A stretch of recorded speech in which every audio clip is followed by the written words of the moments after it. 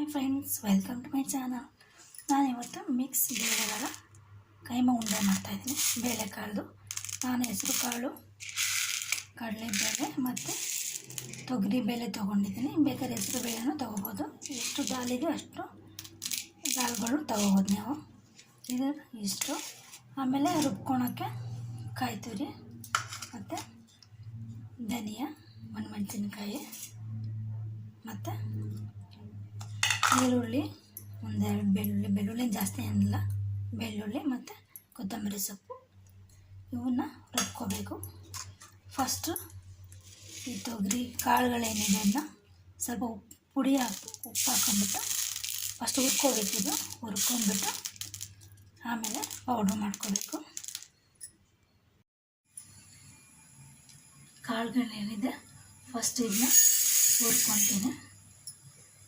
ತುಂಬ ಏನು ಹುರ್ಕೊಳ್ಳೋದು ಬೇಡ, ಲೈಟಾಗಿ ಹುರ್ಕೊಂಡ್ರೆ ಸಾಕು.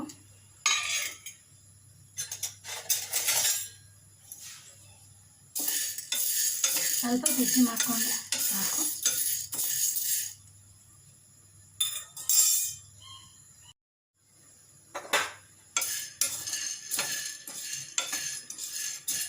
ಎಷ್ಟಾಗಿದೆ ಸಾಕು.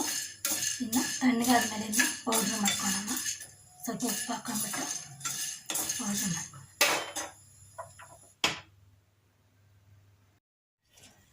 ಈಗ ಇದು ಆರಿದೆ.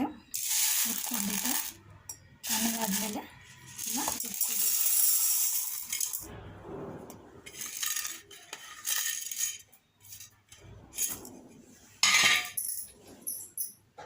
ಕೊಂಡು ಇದಕ್ಕೆ ಸ್ವಲ್ಪ ಉಪ್ಪು ಹಾಕೋಬೇಕಿದೆ. ಇದಕ್ಕೆ ಉಪ್ಪು ಹಾಕೊಂಡು ರುಬ್ಕೊಂಡೆ.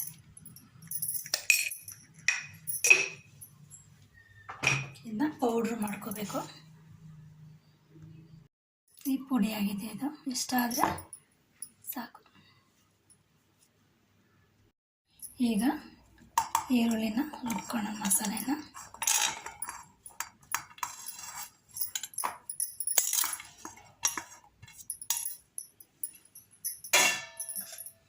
ಈರುಳ್ಳಿ, ಬೆಳ್ಳುಳ್ಳಿ, ಕೊತ್ತಂಬರಿ ಸೊಪ್ಪು ಮತ್ತು ಕಾಯಿ ತುರಿನ ರುಬ್ಕೋಬೇಕು.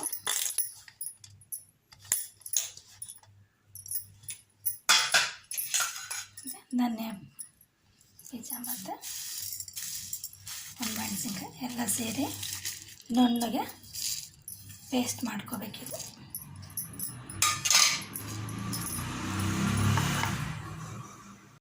ಇದು ಕಾಳುಗಳೇನಿದೆಯಲ್ಲ ಪುಡಿ ಮಾಡ್ಕೊಂಡಿರೋದು ಇದು.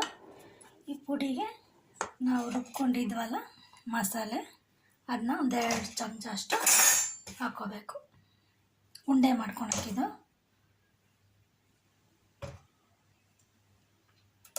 ಹಾಕ್ಕೊಂಡು ಈರುಳ್ಳಿ ಹೆಚ್ಕೊಂಡಿದ್ದೀನಲ್ಲ ಅದನ್ನ ಇದಕ್ಕೆ ಸೇರಿಸ್ಬೇಕು.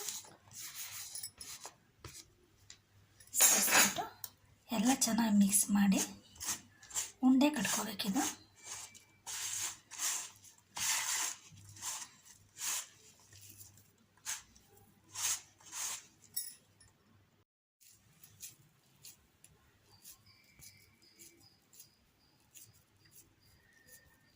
ಈ ಥರ ಉಂಡೆ ಕಟ್ಕೋಬೇಕು.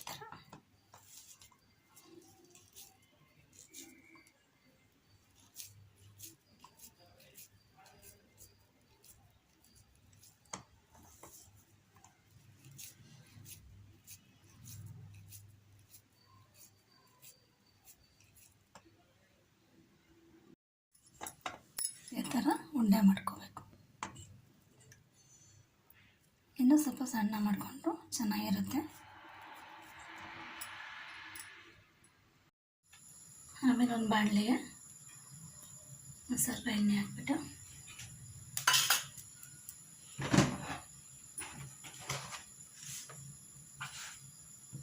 ಎಣ್ಣೆ ಕಾದ್ಮೇಲೆ ಸಾಸಿವೆ,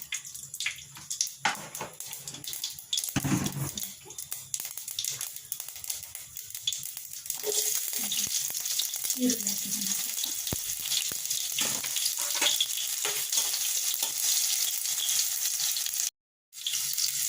ಆಮೇಲೆ ರುಬ್ಬಿದ್ದು ಮಸಾಲೆ ಹಾಕ್ತಾಯಿದ್ದೀನಿ.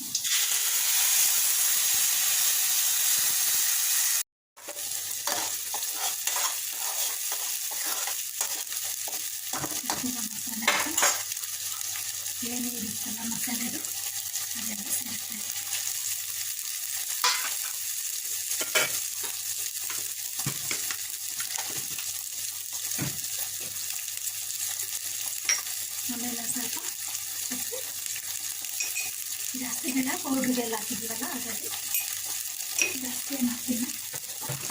ಆಮೇಲೆ ಸ್ವಲ್ಪ ಹುಣಸೆ ರಸ ಆವಾಗಲೇ ತೋರಿಸ್ತಿಲ್ಲ. ಹುಣಸೆ ರಸ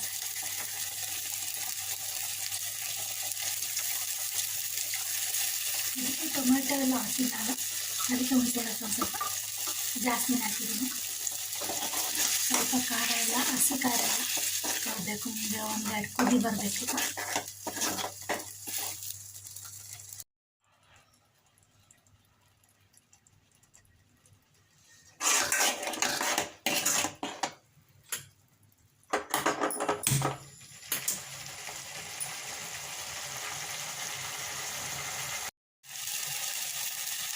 ಇದು ಬಾಲ್ಸ್ ಎಲ್ಲ ಹಾಕ್ಬೇಕು.